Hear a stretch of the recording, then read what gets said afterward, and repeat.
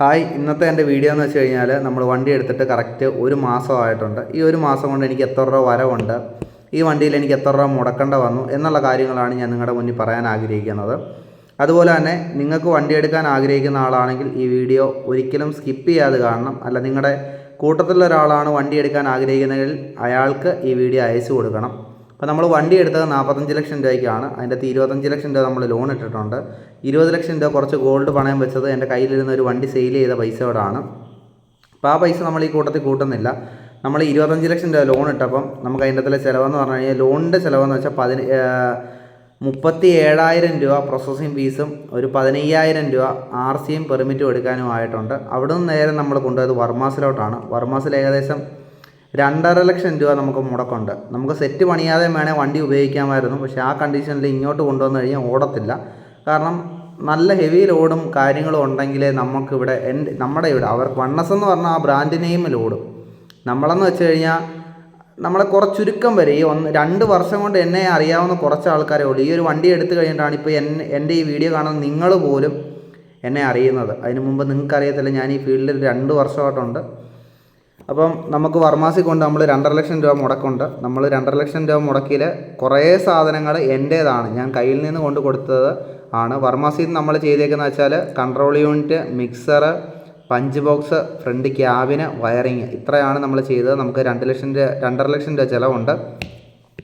പിന്നീട് നമ്മൾ അടുത്തത് ചെയ്തതെന്ന് വെച്ച് കഴിഞ്ഞാൽ, നമുക്ക് അങ്ങോട്ടും ഇങ്ങോട്ടും പോകാനും വരാനായിട്ട് ഡീസൽ ഒരു 40,000 രൂപയുടെ ചിലവുണ്ട്.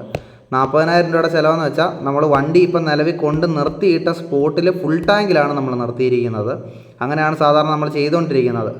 നമ്മൾ പട്ടിണിയാണെങ്കിൽ നമ്മുടെ വണ്ടിയുടെ വയർ എപ്പോഴും നിറഞ്ഞിരിക്കണം. നമ്മുടെ വണ്ടിയുടെ വയർ നിറഞ്ഞിരുന്നാലേ നമുക്ക് എപ്പോഴെങ്കിലും തപ്പന്നൊരു ഓട്ടം വന്നാൽ നമുക്ക് പോകാൻ പറ്റത്തുള്ളൂ. അപ്പം ഡീസൽ ചിലവ് നമുക്കൊരു 40,000 ആയിട്ടുണ്ട്. പിന്നെ നമ്മൾ നെക്സ്റ്റ് ചെയ്തതെന്ന് വെച്ച് കഴിഞ്ഞാൽ ലൈറ്റ് വർക്ക്. നമ്മൾ ബാംഗ്ലൂരിൽ നിന്ന് ഒരു 37,500 രൂപയുടെ ലൈറ്റും കാര്യങ്ങളും വാങ്ങിച്ചായിരുന്നു. പിന്നെ നമ്മൾ വാങ്ങിച്ചതെന്ന് വെച്ച് കഴിഞ്ഞാൽ ഫ്ലോർ മാറ്റാണ്. അത് എൻ്റെ കുറച്ചുണ്ടായിരുന്നു. അത് കഴിഞ്ഞിട്ട് 5,000 രൂപയുടെ നമ്മൾ വാങ്ങിച്ചത് കൂടാതെ തന്നെ വണ്ടി വാഷ് ചെയ്തായിരുന്നു. വണ്ടി വാഷ് ചെയ്തതിൻ്റെ 2,500 രൂപ നമുക്ക് ചിലവുണ്ട്. 2,500 രൂപ ചിലവ്. വാഷ് ചെയ്ത് കഴിഞ്ഞ് നമ്മൾ നേരെ ഗ്രീസിങ്ങിനാണ് പോയത്. ഗ്രീസിങ്ങിന് വലിയ പൈസയില്ല. ഇൻഷുറൻസ് നമ്മളൊരു RC മാറിക്കഴിഞ്ഞാൽ നമ്മുടെ പേരിലോട്ടാക്കി കഴിഞ്ഞാൽ 15 ദിവസത്തിനകം നമ്മുടെ പേരിലോട്ട് ഇൻഷുറൻസ് മാറ്റണമെന്നൊരു നിയമമുണ്ട്. ഇല്ലെങ്കിൽ വണ്ടി ബൈ ചാൻസ് എന്തെങ്കിലും സംഭവിച്ചാൽ പിന്നെ ഇൻഷുറൻസ് കിട്ടാൻ ബുദ്ധിമുട്ടായിരിക്കും. അപ്പോൾ ഇൻഷുറൻസ് നോ ക്ലെയിം ബോണസ് എന്ന് വെച്ചാൽ അവർ ക്ലെയിം ഒന്നും ചെയ്യാത്തതുകൊണ്ട് നോ ക്ലെയിം ബോണസ് എന്ന് പറഞ്ഞാൽ ചെറിയൊരു എമൗണ്ട്, എത്ര 1,950 രൂപ ആ ഒരു മുടക്കുണ്ട്. പിന്നെ സ്റ്റിക്കർ കടയിൽ പോയത് നമ്മുടെ ഒരു ഫ്രണ്ടാണ്. അവനെൻ്റെ 6,500 രൂപയാണ് പേയ്മെൻറ്റ് വാങ്ങിച്ചിരിക്കുന്നത്. ഫ്രണ്ട് നെയിം, ബാക്ക് നെയിം, സൈഡിൽ രാവൺ എന്നുള്ളത്, പിന്നെ കൂളിംഗ് ഫിലിം ഫ്രണ്ട് ക്യാബിനിലല്ല ഒട്ടിച്ചിരിക്കുന്നത്, ഡ്രൈവർ സീറ്റും ക്വാർട്ടർ ഗ്ലാസിൻ്റെ അവിടെയാണ് നമ്മൾ ഒട്ടിച്ചിരിക്കുന്നത്. അപ്പം അതിന് 6,500 രൂപ ചിലവുണ്ട്. പിന്നെ ലാസ്റ്റത്തേന്ന് വെച്ചാൽ ഈ മാസത്തെ അടവ് ഒരു മാസമായപ്പം കറക്റ്റ് 5-ാം തീയതി 1,09,412 രൂപ നമുക്ക് അടവുണ്ട്. അപ്പോൾ നിങ്ങൾക്ക് ആ ഒരു അടവ് എന്തുകൊണ്ടാണ് ഈ പഴയ വണ്ടിക്ക് വന്നതെന്ന് വെച്ച് കഴിഞ്ഞാൽ, ഞാൻ 36 മാസത്തേക്കാണ് ഇതിന് CC ഇട്ടേക്കുന്നത്. ആദ്യത്തെ ഒരു വർഷം 1,09,412 രൂപയും, പിന്നീടുള്ള ഒരു വർഷം 86,000 രൂപയും, പിന്നീട് അടുത്ത വർഷം 53,000 രൂപയും. അങ്ങനെ 36 മാസം കൊണ്ട് നമ്മുടെ ഫിനാൻസ് തീരും. ആ ഒരു റേഞ്ചിലാണ് നമ്മൾ ഫിനാൻസ് സെറ്റ് ചെയ്തേക്കുന്നത്. അപ്പം ഈ ഒരു നിമിഷം വരെ എന്ന് വെച്ചാൽ ഒറ്റ മാസം കൊണ്ട് എനിക്ക് ചിലവായിരിക്കുന്നത് 50,51,862 രൂപയാണ് എൻ്റെ ഇതുവരെയുള്ള ചിലവ്. അപ്പം ഇതുവരെയുള്ള ചിലവിനകത്തിൽ CCക്കകത്ത് മുടക്കിയേക്കുന്ന ഒരു മുതൽ പൈസ എന്ന് പറഞ്ഞാൽ 70,000 രൂപ ഉണ്ട്. ബാക്കി പലിശയാണ് പോകുന്നത്. 70,000 രൂപ മുതൽ, അത് നമുക്ക് എപ്പോഴും പ്രോഫിറ്റ് ആയിരിക്കും. പിന്നെ ഫസ്റ്റ് ഓട്ടത്തിൻ്റെ കാര്യം പറയുവാണെങ്കിൽ, നമ്മൾ കൊട്ടാരക്കരയിൽ നിന്ന് പാല നാലമ്പലമാണ് നമ്മൾ ഓടിയത്. നമുക്കൊരു 350 കിലോമീറ്റർ ഓടി. നമുക്ക് 9,000 രൂപ ഡീസലായിട്ടുണ്ട്. 19,500 എടുത്തതിൽ നമുക്ക് ശമ്പളമായിട്ട് നമുക്ക് ചിലവഴിക്കുന്നത് 15% വരും. ഡ്രൈവറിനും കിളിക്കും കൂടെ ഒരു 2,850 രൂപ ആവക ചിലവുണ്ട്.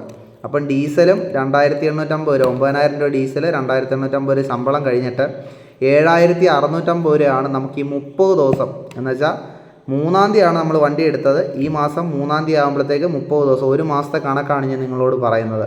അപ്പം ഏകദേശം ഒരു 4,51,862 രൂപ മുടക്ക് വണ്ടി കൂടാതെ എനിക്കായിട്ടുണ്ട്. നിങ്ങൾ മനസ്സിലാക്കേണ്ട ഒരു കാര്യമെന്ന് വെച്ചാൽ, ഒരു 49 സീറ്റ് വണ്ടി എടുത്തു കഴിഞ്ഞാൽ കറക്റ്റ് ക്വാർട്ടർ ടാക്സ് 44,100 രൂപ, ക്ഷേമനിധി എന്ന് പറയുന്നത് 2,600 രൂപ.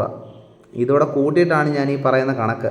അപ്പം നിങ്ങൾ വണ്ടി എടുക്കാൻ ആഗ്രഹിക്കുന്ന ഒരാളാണെങ്കിൽ നിങ്ങളിത് മാക്സിമം നല്ലതുപോലെ ഇരുന്ന് ആലോചിക്കുക. ഒരു വണ്ടി എടുത്തു കഴിഞ്ഞാൽ എത്ര രൂപ കിട്ടും. അതുപോലെ തന്നെ ഈ 7,650 രൂപ ഒരിക്കലും ബാലൻസ് എന്ന് പറയാൻ പറ്റത്തില്ല. ആ ഓട്ടത്തിൻ്റെ ബാലൻസ് എന്നേ ഉള്ളൂ.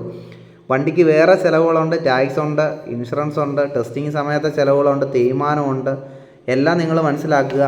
അപ്പോൾ ഈ ഒരു മാസത്തെ എൻ്റെ ബാലൻസ് എന്ന് വെച്ച് കഴിഞ്ഞാൽ, ബാലൻസ് അല്ല, കിട്ടിയ പൈസ 7,650 രൂപയാണ് ഒരു മാസത്തെ എൻ്റെ വരുമാനം ആകെപ്പാടെ. മുടക്കിയത് 4,51,862 രൂപയാണെന്ന് ഓർത്തോണം.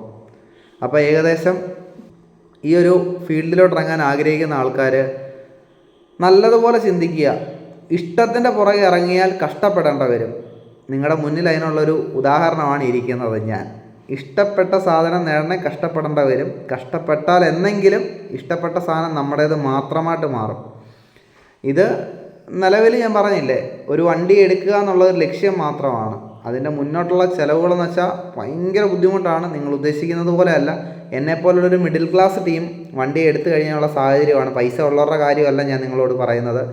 ആഗ്രഹത്തിൻ്റെ പുറത്ത് ഒരുപാട് പേര് വണ്ടി എടുക്കാൻ നടപ്പുണ്ട്. അവർ ഉറപ്പായിട്ട് ഈ വീഡിയോ ഫുള്ള് കാണണം. അപ്പോൾ എനിക്ക് ഏകദേശം വണ്ടി കൂടാതെ കണ്ട് 4.5 ലക്ഷം രൂപ മേളിൽ മുടക്കുണ്ട്. എന്നിട്ടും തീർന്നിട്ടില്ല. കുറേ പണികളും കാര്യങ്ങളും എല്ലാം ചെയ്യാനുണ്ട്. നമ്പർ പ്ലേറ്റ് അടിക്കുന്ന എൻ്റെ കുറേ പേര് പറയുന്നുണ്ട്, മോനെ അത് 2,500 രൂപ ഉള്ളൂ. പക്ഷേ 2,500 രൂപയ്ക്ക് അതിൻ്റെതായിട്ടുള്ള മൂല്യമുണ്ട് ഇപ്പോഴത്തെ എൻ്റെ ഒരു ജീവിത സാഹചര്യം വെച്ച് നോക്കുവാണെങ്കിൽ.